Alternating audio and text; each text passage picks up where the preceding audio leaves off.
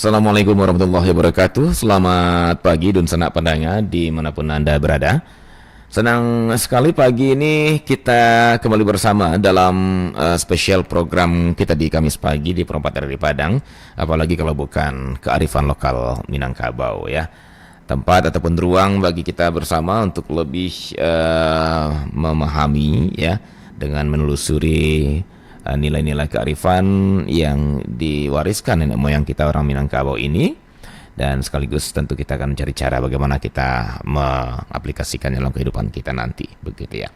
Baik, dan saudara pendengar, adapun pagi ini kita masih akan lanjut dalam topik besar kita, yaitu kearifan lokal dalam adat nan ampe. Ya, sebagaimana sudah kita juga perbincangkan juga 2 minggu atau 2 pekan sebelum ini ya, 2 kali pertemuan bahwa ada 4 adat yang menjadi katakanlah fondasi adat Minangkabau ya, atau menjadi pilar adat Minangkabau, yaitu adat nan sabana adat nan diadatkan, adat antara adat, dan adat istiadat ya. Nah, kita sudah dapat jabaran juga dari Mak Tuang Kemengkudun sebelumnya bahwa ada 2 pembagian besar adat ini. Ada yang Babuhu Mati, ada yang Babuhu Sinta, begitu ya. 2 pertama itu Babuhu Mati, dan 2 bagian bawah itu Babuhu Sinta. Babuhu Mati tentunya adalah tidak bisa diasak, istilah Minang itu ya. Tidak bisa diungkai sedikit pun, tidak boleh dirubah sedikit pun gitu ya. Nah, nanti yang di Babuhu Sinta baru ada penyesuaian ya. Nah, untuk lebih mempertajam, mendudukkan persoalan adat nan Babuhu Mati ini, yaitu 2 adat di atas tadi, kita akan lebih perjelas pemahaman ini, lebih pertajam penggalian ini bersama Mama kita, Mama Tuang Kemengkudun, tepatnya Dr. Saiful Jazan Tuang Kemengkudun. Bagi Anda yang baru kenal atau baru mengikuti acara ini dengan beliau adalah dosen mata kuliah tetap ilmu Islam dan budaya Minangkabau di Universitas Islam Negeri Imam Bonjol Padang, sekaligus juga jaga sebagai seorang udang dan ampek jini di kampung halaman beliau di Kurai Bukit Tinggi. Baik, dan senang pendengar, kita langsung saja ke Mak Tuang Kemengkudun. Alhamdulillah yang bisa hadir di studio pagi ini. Assalamualaikum Mak Tuangku. Waalaikumsalam. Selamat pagi Bung Adit. Selamat pagi dan sanak pendengar dari Perempat Surau Kearifan Lokal. Alhamdulillah, saya senang sekali dengar istilah surau ini ya. Baik, Mak, pagi ini sepertinya kita akan lanjutkan kembali pembicaraan kita dalam topik besar kita, kearifan lokal dalam adat nan ampe ya, Mak ya. Yeah. Tapi kita coba lebih mendudukkan ini persoalan tentang adat nan Babuhu Mati gitu ya, Mak ya. Oke. Nah, apakah adat Babuhu Mati ini akan kita perdalam gitu ya. Tentu kita akan cari tahu nih, Mak ya, di mana wadah atau tempat tumbuhnya adat itu sesungguhnya gitu ya, Mak ya. Kemudian, nah, bisakah adat yang sudah ada tidak dirubah, terutama yang Babuhu Mati tadi, Mak? Kemudian bisakah adat itu dibuat atau diciptakan yang baru berbeda dengan yang sudah ada? Nah, ini nanti mungkin di Babuhu Sinta nih ya. Kemudian bisakah adat yang sudah ada tersebut dihapus atau dihilangkan? Nah, karena kata orang sekali ai gadang sekalian tapian berubah gitu ya. Namun tapian itu tetap ada. Baik, kalau begitu kita dengarkan penjelasan Mak Tuangku. Silakan, Mak. Baik, terima kasih Bung Adit dan sanak pendengar dimanapun berada. Kita sudah membahas beberapa minggu yang lalu tentang adat nan ampe. Yang pertama adat nan sabana adat, kemudian adat nan diadatkan. Dalam versi lain ada perbedaan nama. Yang kedua itu dikatakan adat antar adat. Namanya yang berbeda tapi maksudnya sama. Bahwa yang 2 ini adalah adat yang diikatkan secara ketat dan tidak boleh dibuka sebagai identitas. Kalau nan sabana adat itu identitas kemanusiaan, maka adat yang diadatkan adalah identitas keminangkabauan.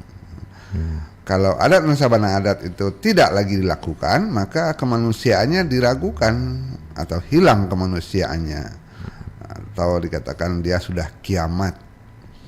Ada 10 butir waktu itu kita bahas, mulai dari sopan santun sampai tarati sitinah.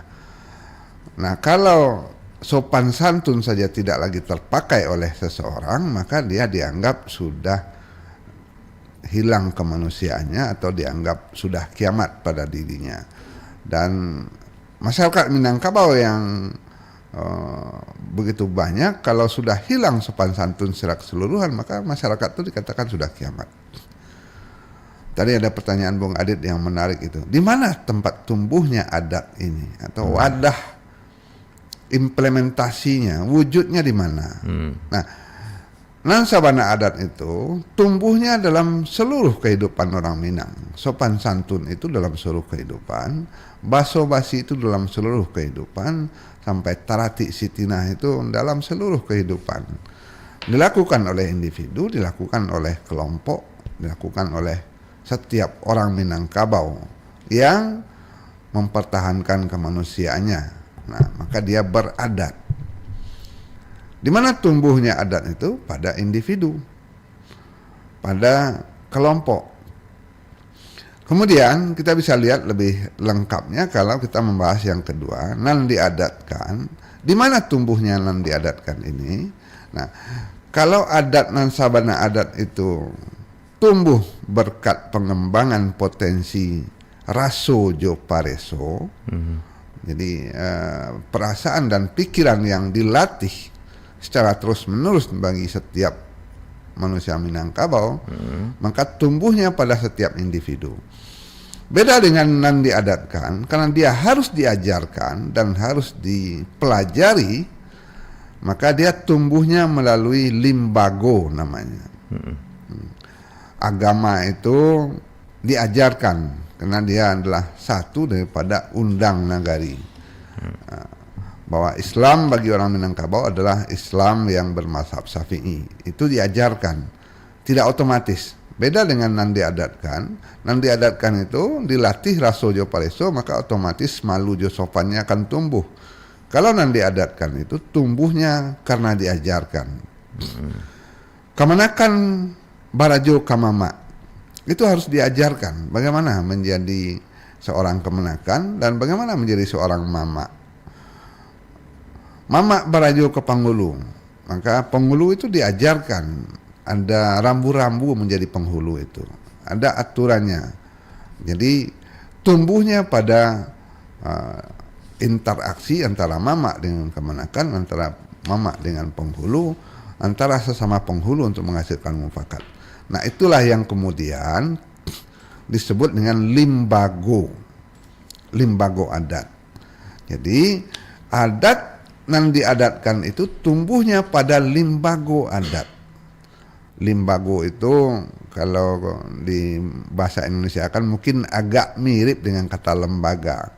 Lembaga itu adalah cikal bakal tumbuhan pada sebuah biji yang akan tumbuh. Maka limbago adat adalah tempat, wadah atau cikal bakal tumbuhnya adat, munculnya adat. Nah, limbago adat itu ada sumber adat yang 10, dikatakan limbago nan 10. Nah, ini terpasang melebar kita nanti ke suatu tempat dalam jadwal yang lain. Limbago nan 10 itu ada cupak usali, cupak buatan, kato nan ampe, adat nan ampe. Undang nan ampe dan kato nan ampe, maaf. Undang nan ampe, kato nan ampe. Apa undang nan ampe? Undang luhak jurantau, undang nagari, undang isi nagari, undang 20. Kato nan ampe, kato mufakat, kato pusako, kato mufakat, kato dahulu, kato kudian. Nah, itu 10 limbago adat. Itu adalah sumber tumbuhnya aturan adat. Kalau ilmuwan mengatakan itu adalah sumber hukum adat yang 10 itu. Mulai dari undang luhak jurantau, undang nagari, undang isi nagari, undang 20. Kato pusako, kato mufakat, kato dahulu, kato kudian. Nah, kemudian ada limbago adat di nagari. Nah, mulai dari yang paling sederhana, limbago itu adalah keluarga. Adat itu akan tumbuh dalam keluarga. Kemudian yang lebih tinggi dari keluarga itu ada parwi namanya. Parwi itu satu rumah gadang yang memasak satu tungku. Nah, itu saparwi. Jadi mulai dari lembaga keluarga, suami, istri dan anak. Kemudian ada rumah gadang, mungkin dari beberapa keluarga. Nah, di sana ada tungganai, rumah gadang batungganai. Maka ada limbago rumah gadang atau limbago parwi atau limbago tungganai. Meningkat lebih tinggi nanti ada limbago kaum. Ada limbago suku. Nah, jadi setiap limbago itu akan menumbuhkan atau melahirkan adat. Ba'a adat berkeluarga, ba'a adat baparui atau bakaum, ba'a adat basuku. Nah, kemudian dalam suku itu ada penghulu. Maka bagaimana penghulu menghadirkan adat, mulai dari watagak penghulu sampai penghulu barape di balai adat, itu ada adatnya yang ditumbuhkan. Kalau keluarga mulai dari perkawinan, anak lahir, maka tumbuhlah adat dari setiap limbago itu. Jadi setiap limbago adat menumbuhkan adat. Setiap limbago sumber adat menumbuhkan undang-undang adat. Termasuklah di sana pusako, sako, pusako, sang sako. Tumbuhnya dari mana? Dari sumber adat yang 10 tadi. Ya, kato pusako, kato mufakat, kato dahulu, kato kodian. Undang luha, undang negari, undang isi negari, undang 20 cupak usali, cupak buatan. Itulah wadah tumbuhnya atau tempat tumbuhnya semua adat itu. Nah, apakah nanti, ada pertanyaan Bung Adit nanti, apakah adat-adat yang tumbuh dari setiap limbago itu akan bertahan selamanya? Ada yang bertahan, ada yang kemudian menghilang. Nah, kapan dia bertahan? Ketika masih dilaksanakan berdasarkan kato pusako. Ketika tidak lagi mampu dilaksanakan, dia akan dihentikan oleh kato mufakat. Mufakat kaum itu tidak mampu lagi, misalnya karajo di sawah bagotong royong atau mairiak basamo, menyabi basamo. Itu kan adat istiadat. Adat istiadat menyabi padi basamo-samo. Kecek kaum tidak bisa kini wak berkumpul sama-sama ledoh, diupahkan sajalah. Maka istiadatnya berubah. Di sana yang berubahnya apa? Kato mufakat. Jadi adat istiadat, adat antaradat itu otomatis disebut bue. Bue itu hasil permufakatan. Baik di keluarga, baik di kaum, baik di nagari atau di balai adat. Hasil mufakat itu bisa merubah adat. Mana yang bisa dirubah? Adat istiadat. Adat istiadat yang berkembang mulai dari keluarga, perkawinan misalnya. Ketika akan melamar calon menantu. Oh, ternyata di nagari sana itu yang dijemput itu, uang jemputan itu untuk laki-laki. Kalau kini kita di sini yang mengisi bilik itu yang perempuan. Nah, bagaimana ini? Ada dua keluarga yang berhadapan dengan bue tiap-tiap nagari, istiadat tiap nagari yang berbeda. Di sanalah lahir adat babu wasenta, istiadat yang disepakati dengan kata mufakat. Tadi sudah kita bahas yang 10 tadi, yang 4 terakhir kata pusako tidak bisa dirubah. Kata mufakat bisa merubah. Apa yang bisa dirubahnya? Adat istiadat dan adat antaradat. Apa yang bisa dirubah lagi? Janji. Kata dahulu. Misalnya janji akan barale antara dua keluarga, menantu calon marapulai dan calon anak daro. Buik kita di negari ini laki-laki dijapui, menjapui marapulai namanya. Nah, ketika buik itu, kesepakatan itu, istiadat itu disepakati, dua nagari itu bisa melakukannya. Tapi ada nagari yang membedakannya. Enggak, kami enggak menjapui marapulai dulu doh. Menjapui anak daro kami dulu. Anak daro yang dijemput, yang perempuan dulu dijemput oleh bakonya. Nah, itu hasil kesepakatan, kato dahulu. Ketika dua keluarga yang akan berbesanan itu, mereka melakukan kesepakatan. Itu kato dahulu. Kato dahulu adalah kesepakatan yang dibuat oleh limbago Nanado. Apa limbago tadi? Keluarga, kaum, suku, penghulu, tungganai, sampai kerapatan adat. Nah, inilah yang menumbuhkan adat Salingka Nagari yang dikatakan adat istiadat, kemudian adat yang dipegang oleh satu nagari dengan ketat, adat antar adat. Jadi pertanyaan Bung Adit tadi, bisakah adat itu dirubah? Pada tingkat tertentu adat itu bisa dirubah dengan kato mufakat. Bisakah adat itu dibuat? Bisa dibuat, namanya bue, hasil kesepakatan atau janji dua limbago adat. Mana limbago yang berjanji? Bisa penghulu dengan penghulu, bisa keluarga dengan keluarga. Sebagai limbago adat mereka berjanji, alik kita seperti inilah, ya jemput merapulai dulu baru diantarkan anak daro. Kemudian mereka rubah persepakatannya, enggak, jemput anak daro dulu, nanti diantarkan merapulai. Nah, itu hasil kesepakatan, itu kata dahulu. Dan Sanak Pananga, ada saatnya ketika limbago adat itu menghadapi masalah. Hidup dunia itu kan kadang baik, kadang buruk. Ketika nanti sudah berkeluarga bersekian tahun, ada hal-hal yang menimbulkan ketidaknyamanan, lalu Sumando tidak pulangnya. Nah, di sana kato kudian berlaku. Kato kudian itu apa? Kato yang dicari untuk menyelesaikan permasalahan. Ketika Sumando tidak pulang karena nyoba ganyi atau mengucapkan talak, nah di sana seluruh limbago yang terkait, baik itu limbago keluarga, limbago tungganai, limbago mama penghulu, itu akan berunding mencari kato kudian, mencari kato penyelesaian ketika ada hal yang harus diselesaikan. Jadi bisakah adat itu dirubah atau dibuat yang baru? Bisa, dengan kato apa? Dengan kato kudian ketika sebuah permasalahan timbul. Maka dijemputlah Sumando yang baganyi tadi misalnya, atau sudah menjatuhkan talak tadi, dijemput dengan adat untuk kembali rujuk misalnya. Nah, itu kato kudian.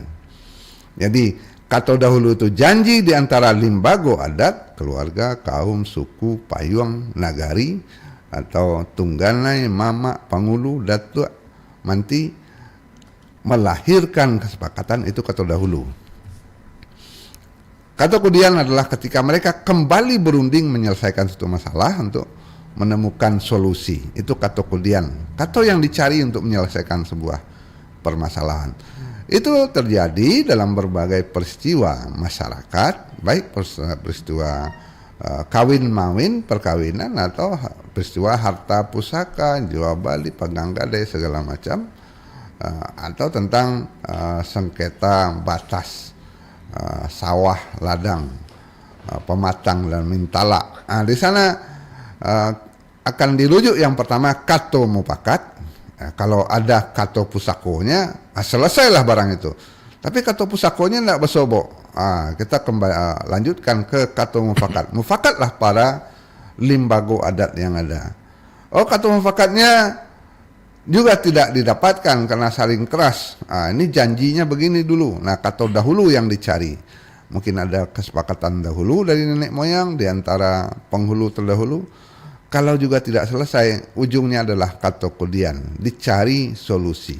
Nah, itulah 10 limbago adat yang mudah-mudahan sedikit menjelaskan di mana tumbuhnya adat, di mana adat itu bisa disepakati dirubah, di mana adat itu bisa dibuat yang baru.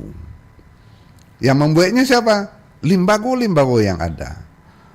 Mana limbago yang ada? Keluarga, kaum, suku, payung, nagari, mama tungganai, mama penghulu, mama kaum, mama suku, atau kerapatan nagari.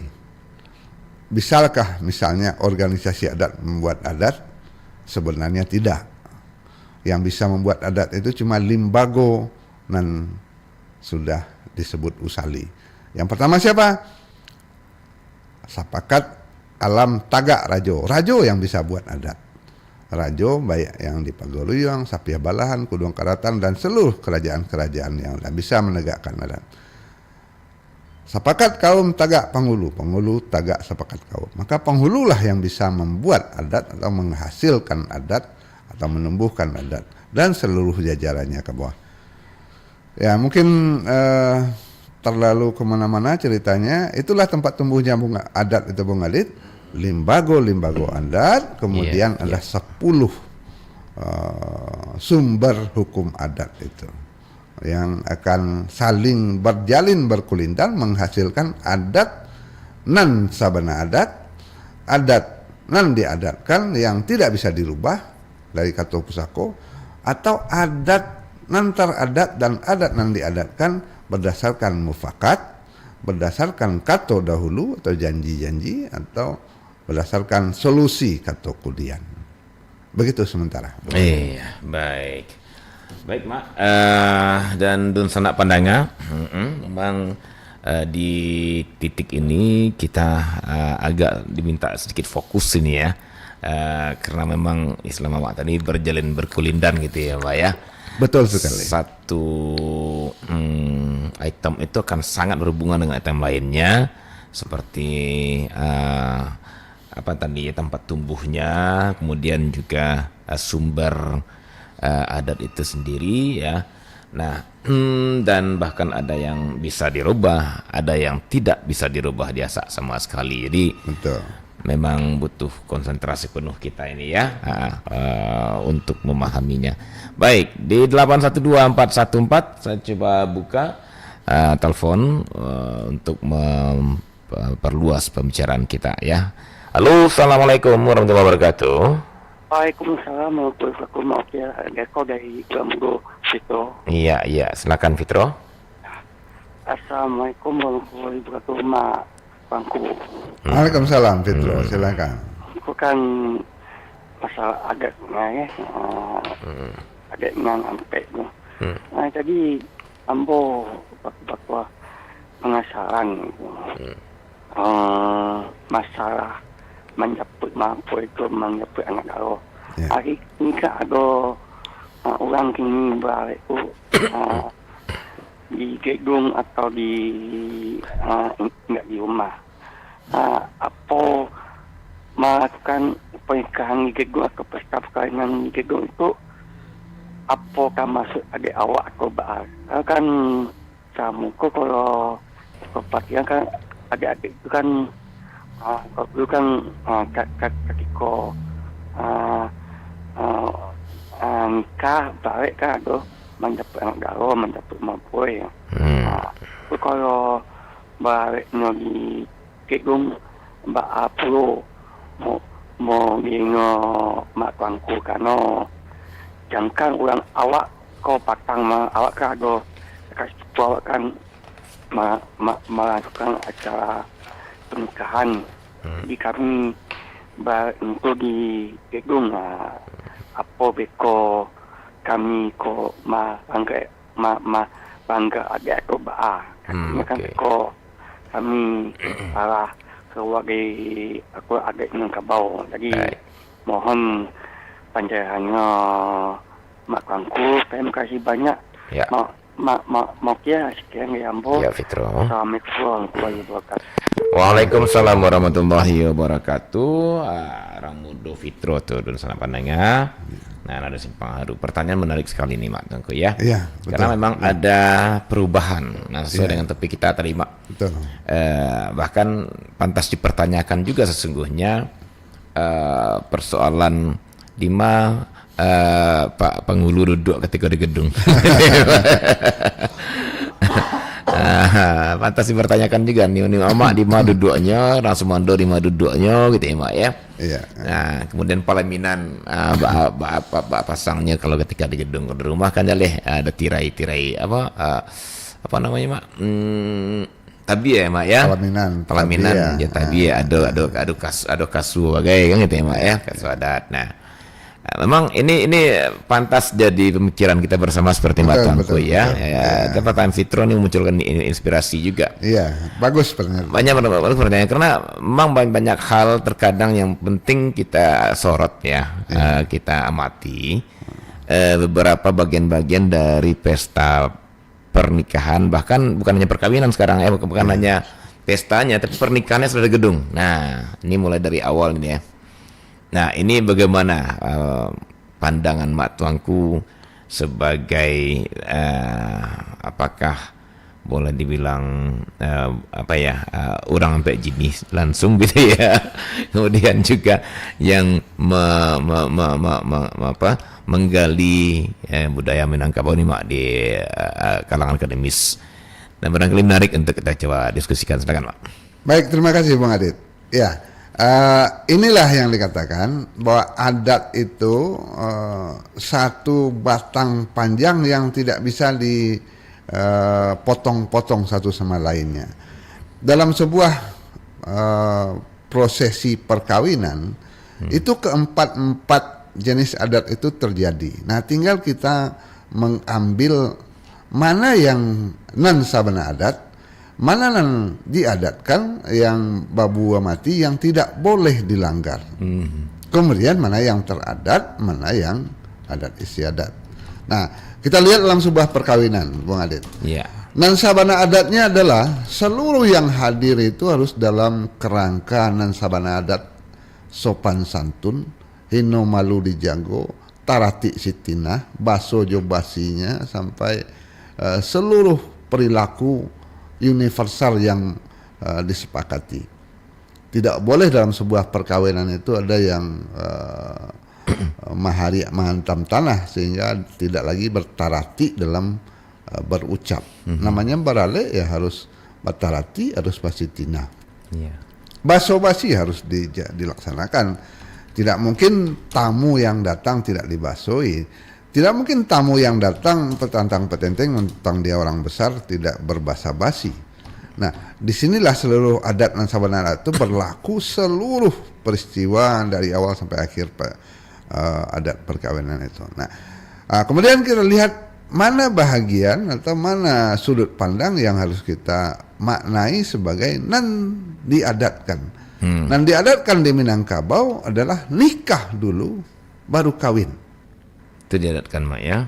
Diadatkan. Nikah itu miliknya syariat agama Islam, maka seorang laki-laki yang akan menjadi marapulai itu datang untuk menikahi anak dari sebuah kaum.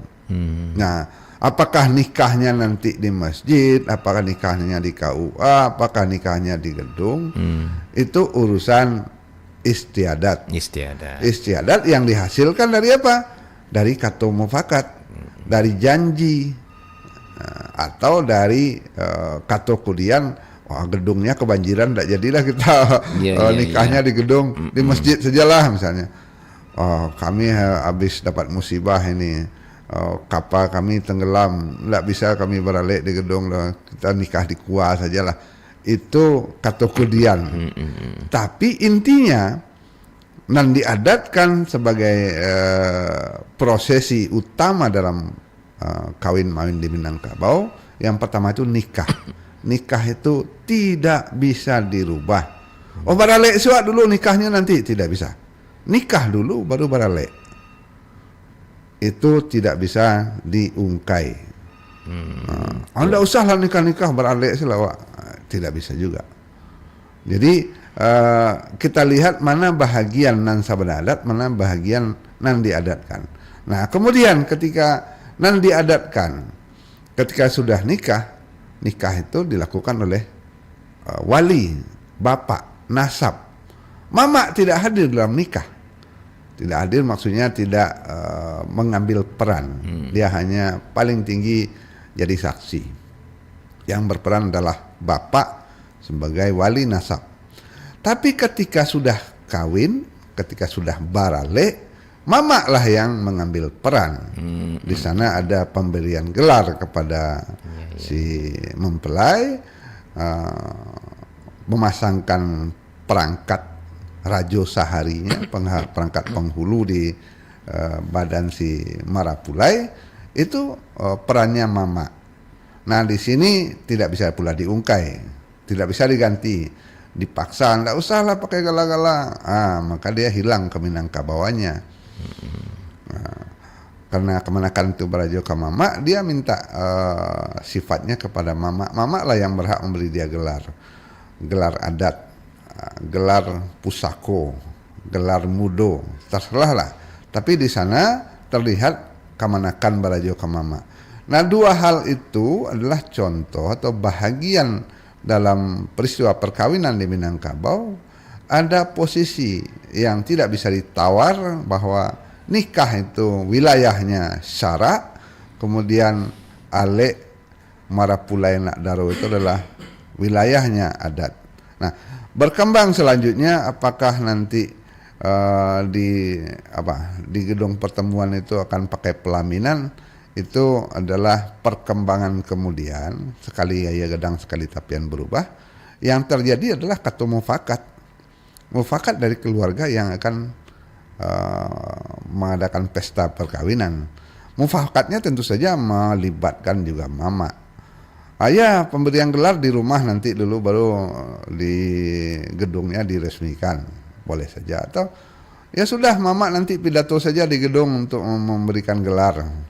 Itu katokudian, kesepakatan yang dicari untuk menyelesaikan atau mengambil solusi sesuai keadaan yang berkembang. Di mama kedudukan nanti, ya sudahlah mama diberi tempat yang tinggi lah, nanti diberi podium.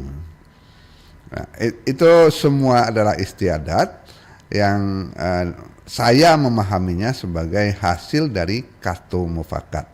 Katu mufakat adalah bentuk dari cupak buatan yang diterima sebagai sumber munculnya adat istiadat dan adat antar adat. Baik nanti posisi duduk mama, posisi pelaminan, bolehkah bapak dan ibu itu duduk juga di pelaminan jadi pengantin tua, itu hasil kesepakatan mufakat. Nah itulah semua yang dikatakan cupak buatan, adat atau buwe yang dihasilkan dari permufakatan para limbago adat. Mana limbagonya? Limbago keluarga, limbago mama, tunggane atau penghulu yang menyepakati, ya sudah beralih di gedung saja, biar saya di sana nanti pidato memberikan gelar atau memberikan pidato adat. Begitu saya pahami Bung Adit. Karena apa? Karena sudah ada undangnya adat nan babua senta itu tibo nan punya lapis sajo. Siapa yang punya adat? Limbago tadi. Mana limbagonya? Keluarga, kaum, suku, nagari. Mana limbagonya? Tungganai, mama, penghulu. Nah, urang nan bajini, urang jinih nan ampe, urang nan ampe jinih. Mereka lah yang punya kewenangan atau privilege untuk menegakkan adat itu. Bisakah merubahnya? Bisa dengan kata pakai. Bisakah membuat baru? Bisa dengan kata kudian. Bisakah menghentikan? Bisa dengan kata kudian ketika terjadi hal-hal yang harus diselesaikan atau dicarikan solusi. Gedung kita semuanya penuh, udah kita beralihnya di pelataran masjid saja. Itu kata kudian, kata yang dicari untuk menyelesaikan keadaan. Apakah sah adatnya? Kalau mamanya sudah hadir, penghulunya sudah hadir, nagari sudah hadir, maka aleknya sah secara adat. Tidak mungkin pula kita mengatakan, jadi baralek pajatu. Di laman musaji isinya, iya itulah alek itu. Alek itu sebenarnya terjemahan dari masyarakat adat terhadap perintah atau anjuran Nabi melaksanakan walimah. Kalau menikah dua anak Adam, kata Nabi, ya lakukanlah walimah. Kalau bisa sembelihlah seekor unta, tidak bisa seekor kibas, kalau tidak seekor ayam. Ndak talok ndak bisa seekor ayam talu cie digoreng jadi jual. Kira-kira begitu. Inilah yang dikatakan adat nan babua sinta. Mudah-mudahan ini menjadi renungan kita bersama, karena anak kemenakan kita perkembangan kondisi situasi sosial ekonominya mungkin tidak bisa kita tuntut harus melaksanakan adat istiadat seperti nenek moyang dahulu. Kemungkinan begitu. Begitu sementara Bung Adit, mudah-mudahan bisa jadi sumber diskusi kita nanti. Baik Fitro, itu jawaban untuk pertanyaan Fitro. Jadi sepertinya Fitro bisa berlega hati nih ya. Kalau katanya kan ada sepupunya yang mau balik di gedung ini ya, Mbak. Iya. Selagi limbago adat itu didudukkan pada tempatnya, mamak penghulu itu didudukkan di tempat yang terhormat. Kemudian besan didudukkan tempat yang terhormat, IPA bisannya didudukkan pada tempat yang selayaknya. Gedung adalah tapian dan berubah yang harus diterima. Begitu Bung Adit. Baik Mak, saya ada mau nanya juga sih, tapi kita tahan dulu, kita ke 08115 ya. 08116 Halo, assalamualaikum warahmatullahi wabarakatuh. Waalaikumsalam warahmatullahi wabarakatuh. Iya Pak Rizal Koto, silakan Pak Rizal. Dari Kemenakan mungkin lah. Yep. Silakan Pak Rizal. Ketika warnanya ya. ditambah SKS ini ditambah SKS. Iya nampaknya Pak Rizal. Cuman nama tuh butuh lo rapek senat lu. Awalnya tentu dia politik dulu. Oke lah kemudian. Jadi Pak, silakan Pak Rizal. Selamat pagi Mas. Iya, selamat pagi Pak Rizal. Santai Pak Rizal. Kok kalau kawan-kawan kamu cuma mak kok apa beli ketek beli gadang kok? Kalau di radio kok betul beli gadang. Beli gadang ya. Bahkan publik yang mengetahui. Iya. Kalau di Galanggang ya Pak Rizal. Mama itu dari mana hari. Kamu dek kawan-kawan ke mama tuh tanya lo. Silakan Pak Rizal, silakan. Awak mama itu kan salut lah ikut tentang ilmu gitu kan. Kau lawenya lah tapi dia ke buntanya sudi dia awak kan marah-marah. Iya. Alhamdulillah. Sado balik di Manado kita tanah Pak Rizal. Iya mak. Silakan Pak Rizal. Lagi pertanyaan mak. Kamu agak linglung atau ragu kayak cupak nanduo kan cupak usali dan cupak buatan itu kan termasuk ke 520 ya nak betul apakah itu setara dengan katunan ampe dan ampe mak atau mana masuk cupak usali dari dengan nado tu mak apakah di katunan ampe atau di undangan ampe itu ada cupak usali mak. Atau Pak Usali itu kan asalnya dari usali itu ke biasa hari bahasa Arab tidak di bahasa awak. Usali usali fardu ya. Aku sholat setiap hari 5 kali bila tidak awak itu. Iya. Jadi saja yang termasuk ke cupak usali itu mana saja yang masuk ke cupak buatan dan adat nanampe itu dan kato nanampe itu. Iya. Nah, sebabnya baku lindan dulu mah. Itu ngelompok itu mau dapat.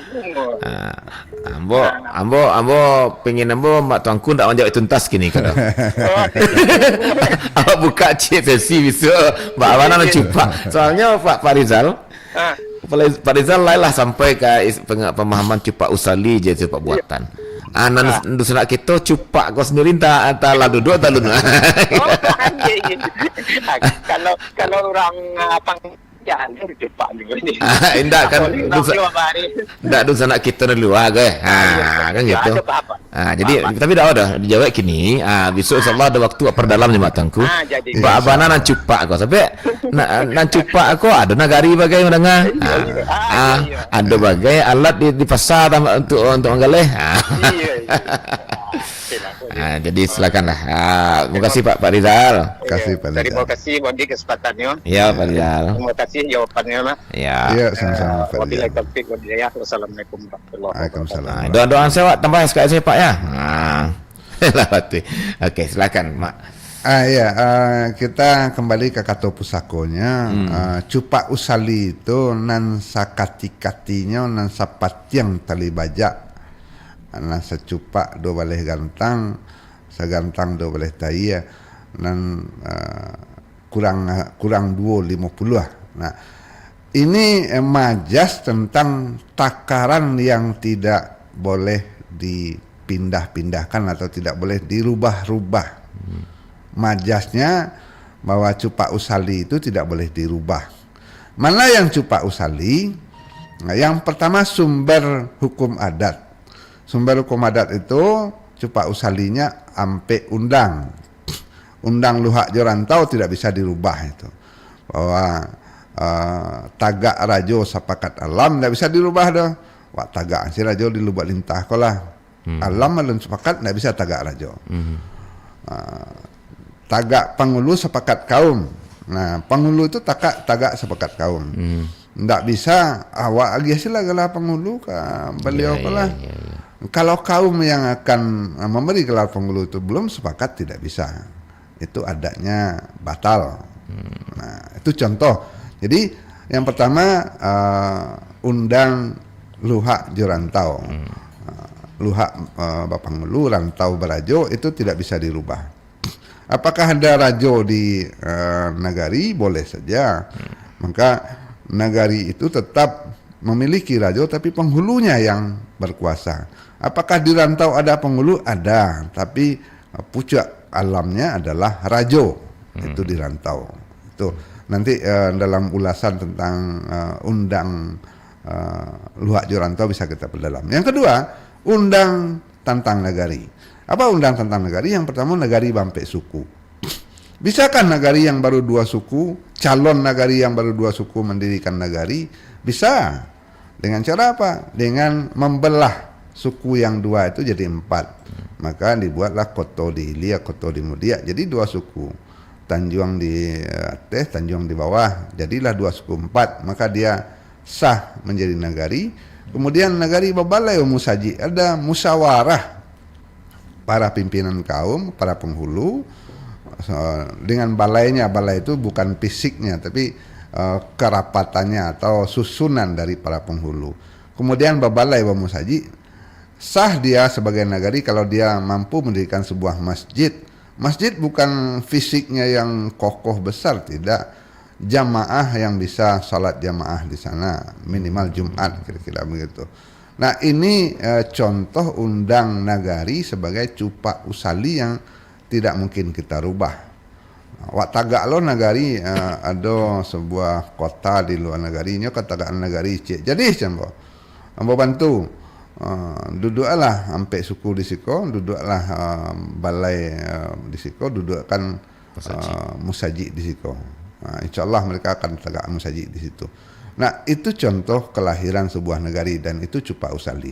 Yang ketiga, cupak usali adalah undang isi negari. Nah, rumah di Bariba Tunggane, suku di Bariba Panghulu. Kalau Tungganai dan penghulu itu belum terbentuk dalam kaum dan suku yang ada, maka nagarinya belum bisa disahkan. Nah, itu undang isi nagari. Banyak jabarannya, sekian pasal. Saya hafalnya agak susah juga, mungkin kita buka lagi tambo. Jadi yang pertama undang Luhak Jorantau, yang kedua undang nagari, undang isi nagari, dan undang 20 tentang sebagai sumber hukum pidana adat Minangkabau. Undang 20 mudah-mudahan kita bahas satu saat. Itu cupak usali dari sumber hukum adat. Satu lagi sumber hukum adat itu adalah 4 ampe kato. Nah, ampe kato kok 1 yang cupak usali, 3 cupak buatan. Cupak buatan jangan diartikan negatif. Cupak usalinya apa? Kato pusako. Maka kato pusako itu dari 7 sumber kato pusako. Mulai dari tambo, mulai dari undang, mulai dari petatah petitih, nanti tatah, nanti titih, sampai kepada mamang sampai manto. Itu 7 sumber kato pusako. Kato pusako itu tidak bisa dirubah karena tuturannya sudah mapan. Kalau paku kacang balimbiang ambil tampurang lenggang lenggokan bawa menurun ke saruaso. Anak di pangku kemenakan di Bimbiang, orang kampung di Patenggangkan, tenggang negari jan binaso, tenggang salatojo adatnya. itu kato pusako yang tidak mungkin dirubah karena dia sudah pakem. Nah, kato pusako itu banyak dari 7 sumber tadi. Itu kato yang tidak bisa dirubah. Kemudian ada 3 cupak buatan kato mufakat. Mufakat limbago adat yang ada, lahirlah sebuah kesepakatan tentang adat. Nah, adat buek di nagari misalnya. Misalnya membuat banda, membuat pasa, membuat galanggang pemedanan. Itu kesepakatan kato mufakat. Itu buek yang dihasilkan oleh para orang ampek jini atau orang jenis ampek di nagari, mendagaan surau segala macam. Itu kato mufakat yang melahirkan adat antara adat dan adat istiadat. Bisakah kato mufakat itu dirubah? Bisa dengan kato kudian. Ketika ada masalah, mereka berunding mencari solusi. Itulah kato kudian. Kato mufakat, kato dahulu janji. Janji itu melahirkan adat. Janji antara 2 keluarga yang akan berbesan itu akan melahirkan adat. Akan tumbuh adat di sana. Adat apa? Adat jalang menjalang, adat japui menjapui, adat menjapui nak daro, adat membari gala, sampai adat kawin mawin. Jadi kesepakatan 2 lembaga adat yang berjanji akan menumbuhkan adat. Janji antara 2 penghulu tentang orang Malako misalnya, atau orang datang enggok mencekam tabang besi tumpu segala macam, orang yang akan diterima dalam sebuah kaum. Itu janji. Nah, itu kato dahulu. Kato dahulu itu melahirkan adat. Kato kemudian sebagai usaha mencari solusi ketika terjadi sesuatu, itu juga melahirkan adat. Adat menjapui sumando yang bergaji misalnya, adat menyelesaikan sengketo sako, sang sako, atau sengketo pusako. Jadi ini sumber hukum adat, sumber lahirnya limbago adat. Adakah limbago adat baru hasil mufakat dalam tanda petik yang belum menjadi limbago adat? Ada. Mohon maaf, ada sekian organisasi penghulu. Kita sebut sajalah misalnya LKA, KAN, atau MTKM. Itu organisasi penghulu. Hasil apa?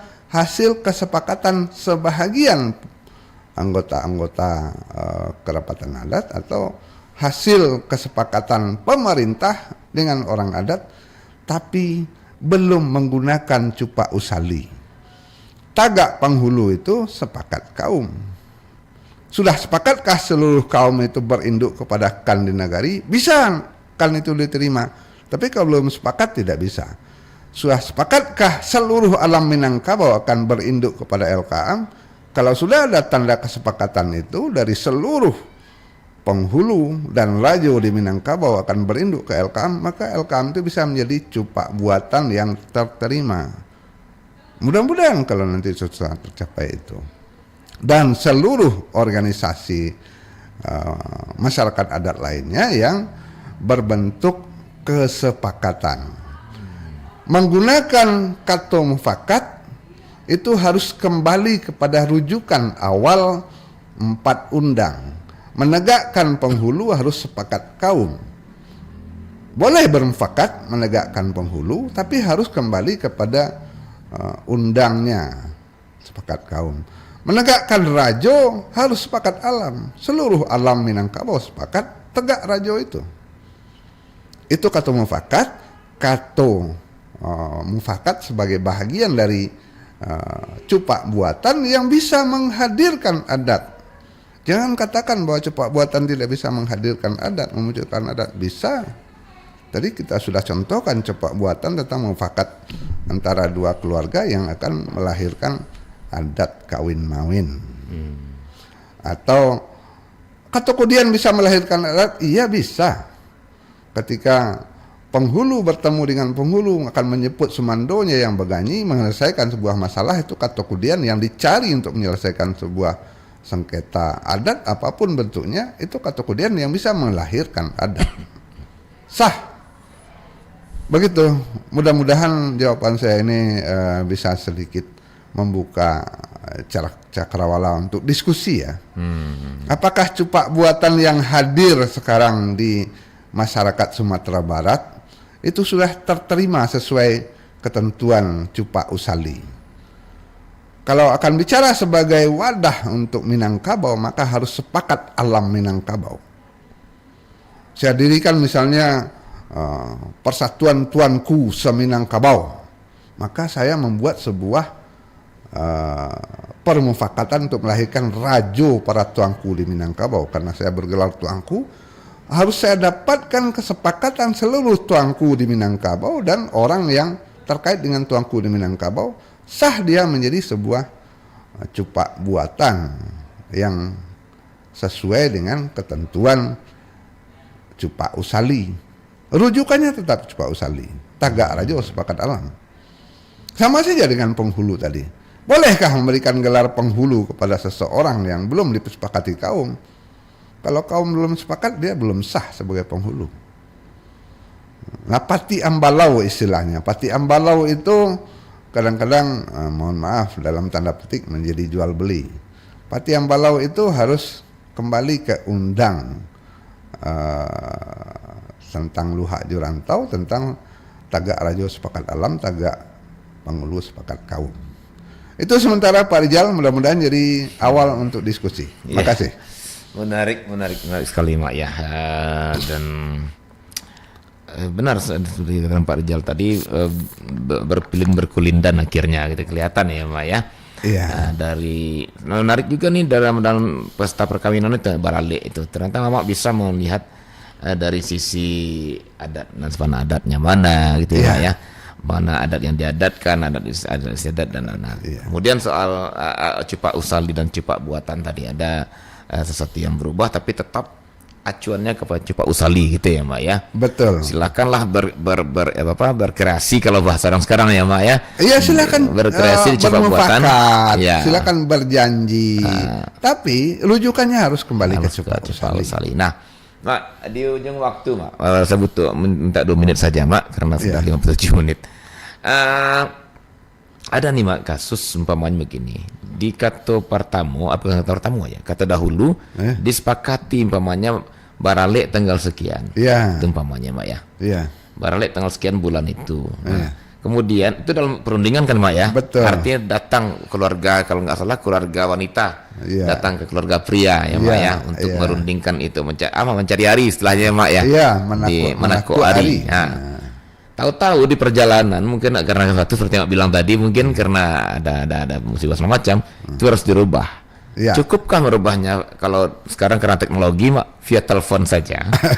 ini Mak, kadang-kadang ini ya, karena kita menganggap ini kan hanya perubahan waktu kan gitu ya Mak ya. Iya. Nah, dan undangan belum terjalankan. Jadi kan enggak gua apa-apa. Jadi via telepon aja lah. Apakah cukup Mak atau harus lewat prosesi datang lagi Mak, gimana gitu Mak?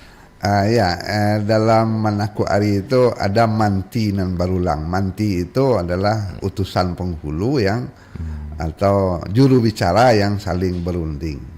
Nah, tapi yang harus diingat, keputusan itu harus sampai kepada yang berhak memutuskan, kagunjainya, sampai kagunjainya.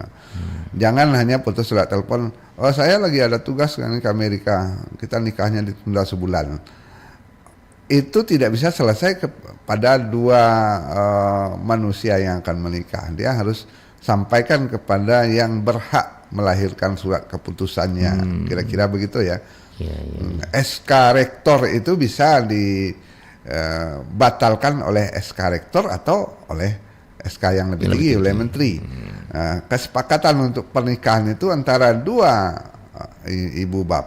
pasang ibu bapak dengan mamanya, artinya di sana ada sebuah parwi, ada mama, ada sumando, ada bundo kanduang, itu parwi.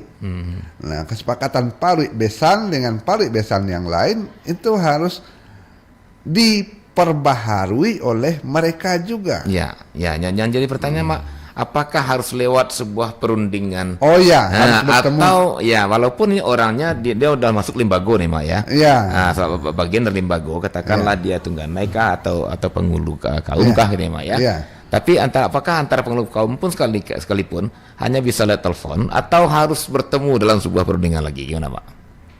Ini ada. Ya, kita kembali kepada aturan aturan Cupa Usalinya.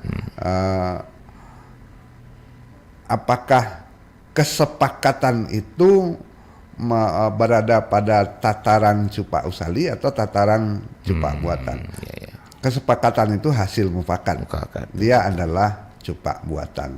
Maka perubahannya juga kembali kepada Cupa buatan. Cupa buatan adalah dua yang di bawah, adat istiadat dan adat antaradat. Dia berlaku kepada aturan Babu Wasinta. Babu Wasinta itu apa?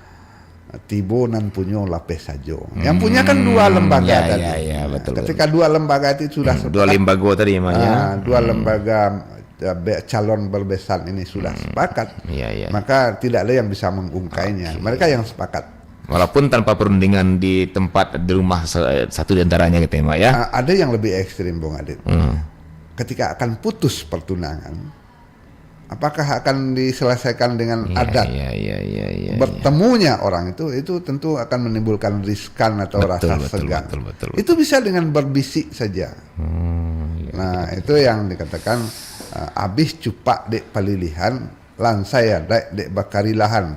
Berkerelaan dua lembago tadi, lembago calon besan tadi, Mama Sumando dan Bundo Kanduang, berkerelaan dua-duanya untuk menyelesaikan, walaupun secara berbisik bisa.